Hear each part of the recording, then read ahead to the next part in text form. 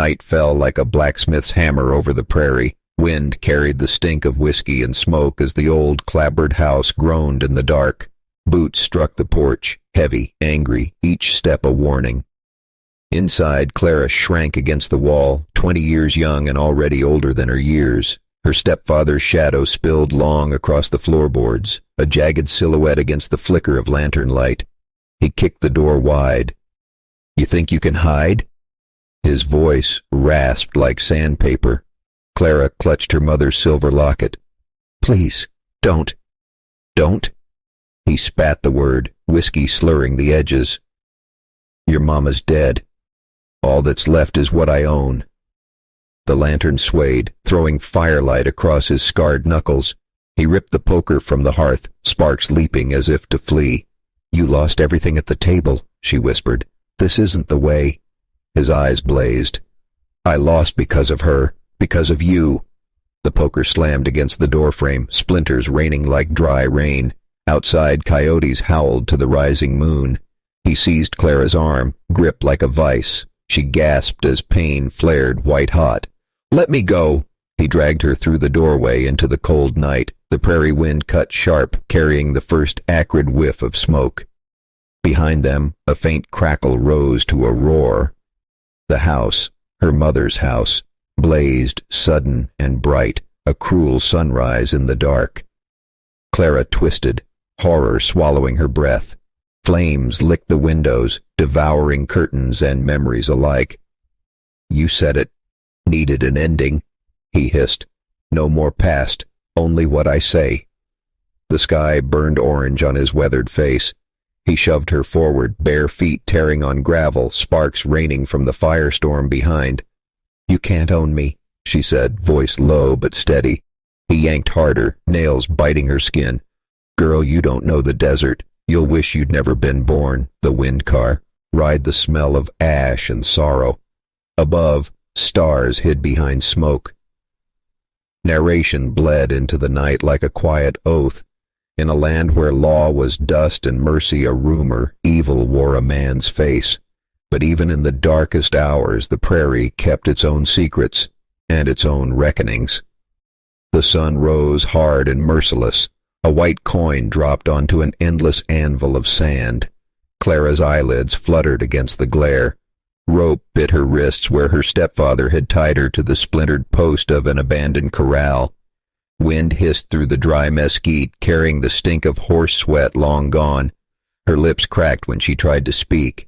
Nothing but a rasp. Far off, the outlaw's horse pounded a fading rhythm, hoofbeat swallowed by the desert. "God, help me," she whispered, the words sticking to her tongue. A vulture wheeled overhead, shadow circling like a slow black clock. Pain spread through her shoulders where the rope cut deep. She twisted, wood scraping her back. The post groaned but held. Heat shimmered across the flats, mirages dancing like silver rivers just out of reach. Clara's breath came shallow, each inhale tasting of dust and rusted iron. She shut her eyes and saw the flames of her mother's house again, curling into the night. Her chest tightened, rage and grief warring with fear.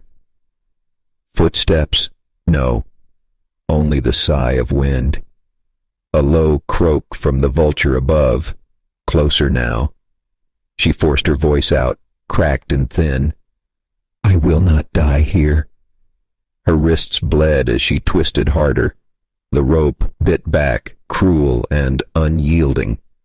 Memories flickered, her mother's laughter, the locket's cool weight against her skin, the faint scent of lavender on a Sunday morning. Hold on to something, she told herself. Hold on. The sun climbed higher. Shadows vanished. The desert began to hum with heat. A distant sound broke the stillness, slow, deliberate hoofbeats. Not the frantic gallop of the man who left deeper, measured. Clara lifted her head, vision swimming. A figure blurred against the white horizon, horse dark as old blood. She blinked sweat from her eyes. The shape grew, broad shoulders, a wide brim hat cutting the light. Her heart pounded against her ribs. Salvation or another nightmare? The vulture screamed and veered off. The rider drew closer, dust curling like ghost smoke behind him. Clara's last whisper carried into the scorching wind. "Please, let it be someone good." The hoofbeats slowed to a steady halt, leather creaking, shadow falling across her blistered face. And then, silence, except for the faint jingle of spurs. The world swam back in soft shades of dusk as Clara felt cool water against her lips. A deep, steady voice broke the ringing in her ears. "Easy now. Small sips." She opened her eyes to the glow of a lantern. Rough-hewn cedar walls framed a single-room cabin, the air warm with the scent of pine sap and wood smoke. The man kneeling beside her was built like the land itself. Broad shoulders, sun-creased skin, gray threaded through a dark beard. His weathered hat hung on a peg, brim damp with evening dew. "You're safe," he said, voice low but sure. Clara tried to rise. Pain flared in her wrists, rope burns, angry and raw. He caught her gently. "Don't push it. You'll tear the skin worse." Who are you?" Her voice rasped like dry leaves. "Eli McCrae, rancher. Found you half dead in the flats." She scanned the room. A pot-bellied stove pulsing with orange light, a wool blanket beneath her, shelves lined with jars of dried herbs. Outside, the soft stomp of a horse carried through the logs. "My stepfather." The word stuck like a thorn. Eli's gaze hardened, the faintest flicker of anger in storm-gray eyes. "He the one left you tied?" She nodded. "Then he's a coward." He rose, boots whispering on pine boards. "Drink.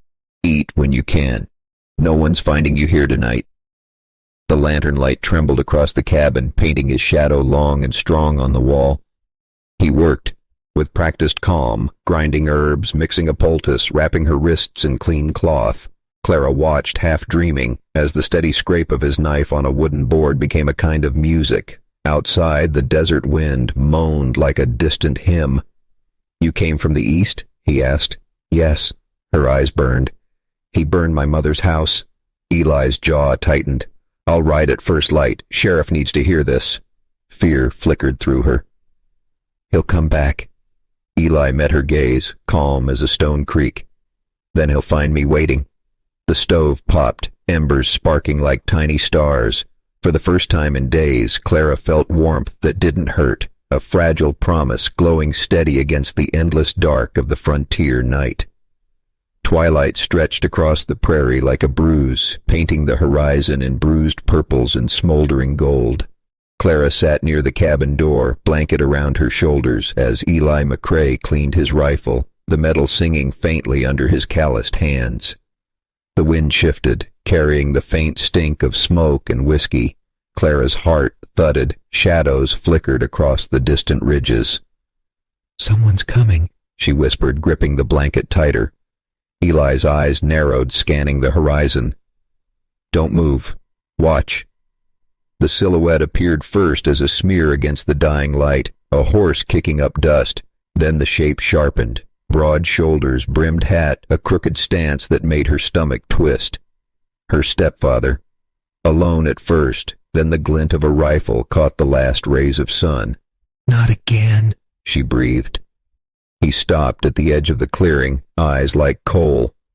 "Thought I'd lost you, girl. Thought I'd lost everything." Eli stepped onto the porch, rifle leveled, shadow stretching long behind him. "You lost something, stranger?" His voice was calm, measured, like a blade unsheathed. Clara felt her throat tighten. Her stepfather spat on the ground. "She's mine, always will be." "Not tonight," Eli said. "Not ever again." A tense silence settled. Dust swirled around their boots, carrying the scent of sage and scorched earth. The stepfather's hand twitched toward his rifle. Eli's finger hovered on the trigger, steady, unyielding. For a moment, the prairie itself seemed to hold its breath. The outlaw snarled and drew back, eyes narrowing. "You'll pay for this." Eli's gaze didn't waver. "Try me. You won't get another chance." With a final snarl, the stepfather swung his horse around, hoofbeats thundering across the flatlands as he retreated into the fading light. Dust followed him like a warning. Clara exhaled shakily, leaning against the cabin door. "He's gone?" "For now," Eli replied, cleaning the rifle with deliberate care. "But he'll be back. They always come back." The sun sank beneath the horizon, the last embers of light painting their faces in gold. In that quiet, Clara realized something. She wasn't just surviving anymore. She was standing on the edge of a new life, and for the first time she felt the fragile stirrings of hope. Outside, the prairie wind whispered promises she barely dared to believe. Eli's voice broke the silence. "Get some rest. Tomorrow, we plan." And for the first time since the fire, Clara let herself believe that maybe, just maybe, she could fight back. The road to Dust Creek was long and unforgiving, dust curling in lazy spirals beneath the hooves of Eli's chestnut mare. Clara rode beside him, blanket wrapped tight around her shoulders, eyes scanning the horizon where the sun burned gold and orange across the rolling plains.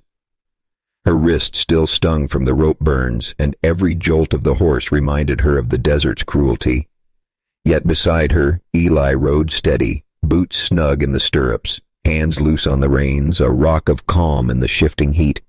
"Sheriff Calder?" she asked, voice low, hesitant. Eli nodded. Lean, sun-creased man, eyes like steel, knows the law, sometimes better than the law itself. Dust Creek emerged like a mirage, weathered buildings with paint peeling under the relentless sun, a saloon door swinging lazily in the wind. Horses neighed and stamped, metal clinking against wood, the town alive with noise and caution. The sheriff's office stood squat at the edge of the street, a flag rippling softly above the doorway. Eli dismounted, boots crunching on gravel.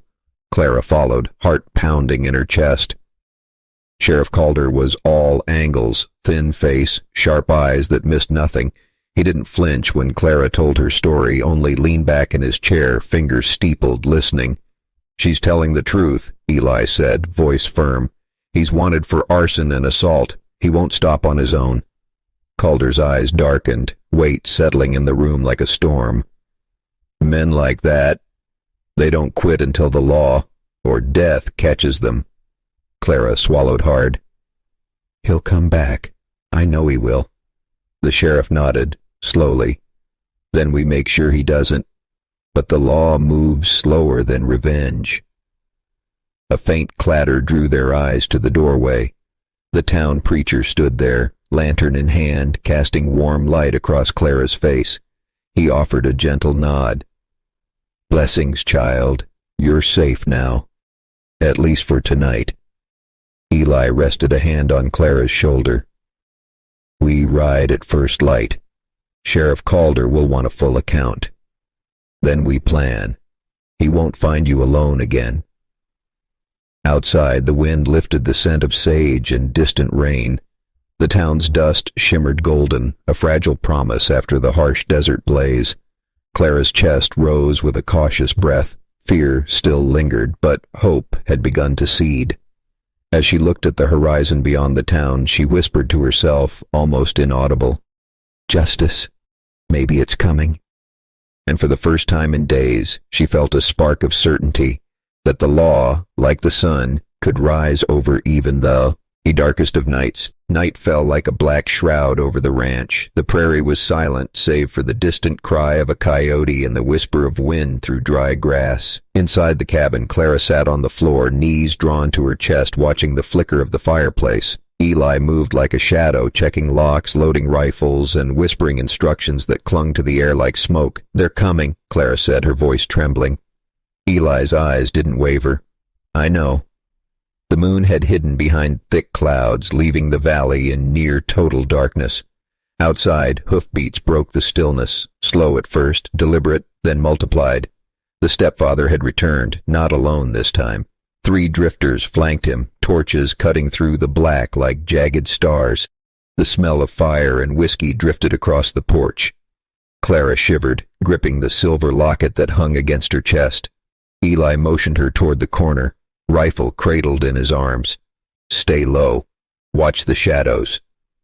The first torch slammed against the cabin wall, splintering wood. Flames hissed as they met dry boards. Bullets shattered the quiet. Sparks flew in arcs like fireflies caught in a storm. Clara ducked, heart hammering, ears ringing with the roar of chaos. "Go! Get out!" the stepfather barked, voice raw with anger. Eli moved like a mountain in motion, returning fire with precision. Clara could hear the scrape of boots against the floorboards, the snap of torches, the harsh curses of men unaccustomed to resistance. A curtain ignited, sending a shower of sparks into the darkened room. Clara pressed herself to the floor, the heat licking her arm. She whispered a prayer under her breath, words tasting of ash and desperation. The stepfather's voice rose above the chaos. "You can't hide her. She's mine." Eli's voice was calm, cold as steel. "Not tonight. Not ever again." Outside, the wind shifted, carrying the distant sound of hooves racing. Lantern light flickered against the ridge. Sheriff Calder and 2 deputies charging toward the cabin. The attackers faltered, uncertainty creeping into their movements. The stepfather cursed, realizing his night of terror was collapsing. Shots rang out in quick succession, and then silence fell, thick and heavy, broken only by the crackling of the dying fire. Clara exhaled, trembling. Eli lowered his rifle, eyes scanning the horizon. "They came for you tonight, but help has arrived. We hold until morning." The prairie seemed to breathe with them, the dark horizon holding a fragile promise. Even in the blackest night, light could find its way through. The first gray streaks of dawn painted the prairie, turning dust and dry grass into a muted gold. Clara shivered, still curled beneath the blanket on the cabin floor. The night's terror lingered like a stubborn shadow. Outside, the wind whispered, carrying faint hoofbeats closer, steady and resolute. Eli moved silently, rifle in hand, boots pressing into the pine floor. "Stay low," he murmured. "They're almost here." From the ridge, lanterns bloomed like distant stars. Sheriff Calder and 2 deputies thundered down the slope, rifles poised, boots drumming against the hardened earth. The stepfather and his drifters, emboldened by darkness, now faced a force greater than they had expected. Fear replaced fury in their narrowed eyes. One outlaw bolted, only to be tackled into the mud by a deputy. Another reached for a gun and froze. The barrel met with Calder's unwavering aim. The third fell into Eli's trap, disarmed before he could raise his weapon. The stepfather, cornered near the corral, snarled and lunged at Eli with wild desperation. Rain, damp, and dust clung to their boots as Eli sidestepped, knocking the man into the dirt. Calder's rifle cracked. A cold, precise shot, and the outlaw's scream cut short. Clara's heart raced, chest tight as she pressed her palms to her face. She peeked through the cabin doorway, watching the stepfather finally restrained, hands shackled behind him. His gang,